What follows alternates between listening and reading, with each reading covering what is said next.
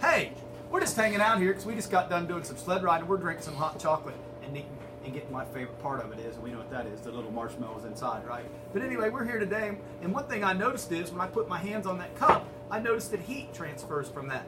So today we are going to learn about 3 ways that heat transfers. One of the ways is with this cup, because we all hold our cups like this. If we held it like that, we would burn our hands, and that is a way of heat transfer, the first way, which is called conduction. So conduction is the first way that heat can transfer.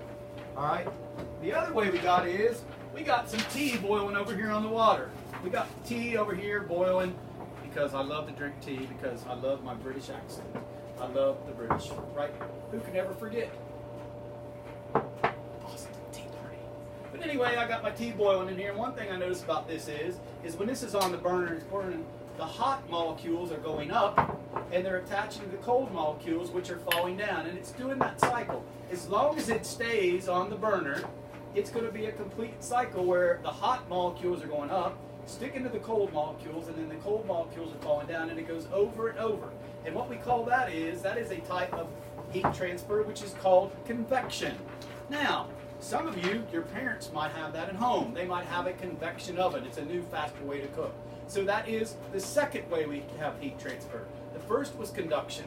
The second is convection. Now, the other thing about this is, hey, we look a little hungry. Are we a little hungry? Yeah. I got my cookies on. Should we try our cookies? Oh, yeah. What do you think? Should we get out some cookies and try some cookies? Let's see. They look about done. Let's see here. Oh, that's hot. I should have never put my hand on there. What did I do wrong? What should I have done? What should I have done to do that? What should I do? What should I do? What should I do? All of you together, what should I have done? Put your mittens on. Oh, put a mitten on, right? So I put this on. Let's try it again. Let's see if we can get them cookies out of it. So now I put on my mitten and let's see. Oh, you know, that's much better now. I didn't burn my hand that time. So what have I done different now is I put this mitten on, and that mitten is like a insulator. And an insulator is something that keeps the heat from going out. Like, for example, when I touch this with that keeps me bringing it. Here's another example of an insulator, wood. Wood's another good example of something that's an insulator. It won't let things go by. And I know a lot of you probably have this in your house. You have insulation inside of your house because in the wintertime it gets really cold and we want to let the heat to get out, right? Yeah. So we have insulation that keeps that heat trapped in there.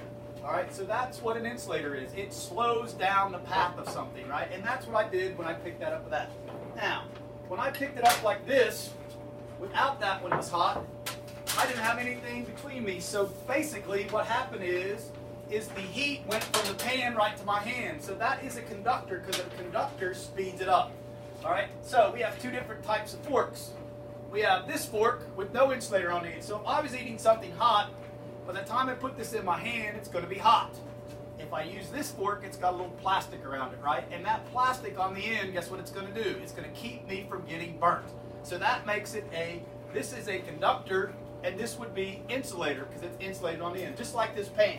I'm sure a lot of you don't go up to the stove and just grab a pan if it's got a metal thing on the end, a metal handle, right?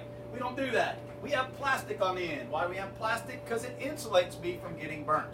So that's an insulator and a conductor. So now again, we have, first type is we have conduction, we have convection, and our last one over here is we're all going to go over here because guess what?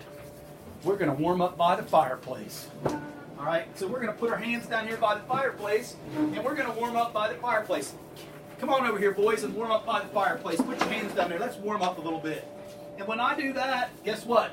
That is our third type of heat that we have transfer, and that is called radiation. That is called radiation. And radiation is when heat comes from one to the other. You might have did this before too on a cold winter day. How many of you go up to the window and put your hand on the glass window and the sun's out and you can feel that heat coming through the window? That's the same kind of radiation we got here. So today what we've learned about is the 3 ways that you can transfer heat. We can do it by conduction, we can do it by convection, and we can also do it by radiation. And those are the 3 ways that heat can be transferred.